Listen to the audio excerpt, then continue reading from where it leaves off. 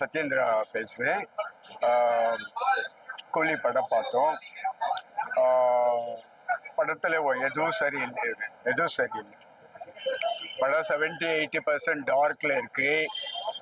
எந்த சாங்ஸும் கிளிக் ஆகல.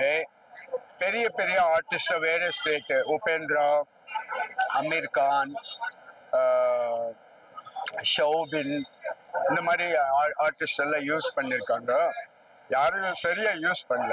அவர் ஏதோ ஒரு ரஜினி மேலே ஒரு அன்பு இருக்கிறதுக்காக வந்து நடிச்சிருக்காங்க. அனிருத் மியூசிக் கூட நல்லா இல்லை. மியூசிக் பண்றதுக்கு இடம் இல்லை. 8 ஃபைட் இருக்கு.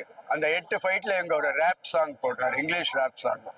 அதே தவிர படம் பார்த்தா ஏதோ ஒரு படத்துல ஒரு ஷாட் அங்க இங்க பார்த்த மாதிரி இருக்கே தவிர புதுசா ஒன்றும் கிடையாது. ஒரு வெரி ஆர்டினரி ஃபிலிம்.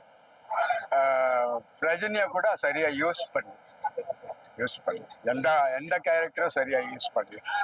பெரிய கேரக்டர் ஸ்ருதிஹாசன் கனெக்ட் ஆகாது, எமோஷனலி கனெக்ட் ஆகாது. அண்ட் ஷோபின் பெரிய கேரக்டர் தான், பட் அவர் ரொம்ப நல்ல ஆக்டர். உபேந்திரா கூட greatest actor in Karnataka. But அவங்க எல்லாம் சும்மா வந்து 1 நிமிஷம் வந்து போறோம். நான் நினைச்ச பூஜா ஹெக்டே ஹீரோயின் 2 மினிட்ஸ் ஒரு சாங், அவ்வளவுதான் படத்துல காணும். அந்த சாங்ல ஒரு ஷாட் போட்டு திருப்பி போட்டுட்டே இருந்தாங்க பப்ளிசிட்டிக்காக.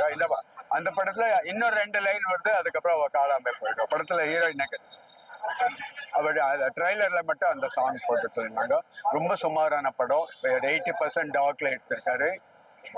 பெரிய ஸ்கிரீன் பிளே எல்லாம் கிடையாது, பெரிய மியூசிக் எல்லாம் கிடையாது. ஏதோ இது வரைக்கும் சொல்லாத கதை அந்த மாதிரியும் கிடையாது. எப்போ நிறைய படத்துல பார்த்தா இது மாதிரி இருக்கு. ஒன்னும் இன்ட்ரெஸ்டிங் இல்லை. Nothing is interesting.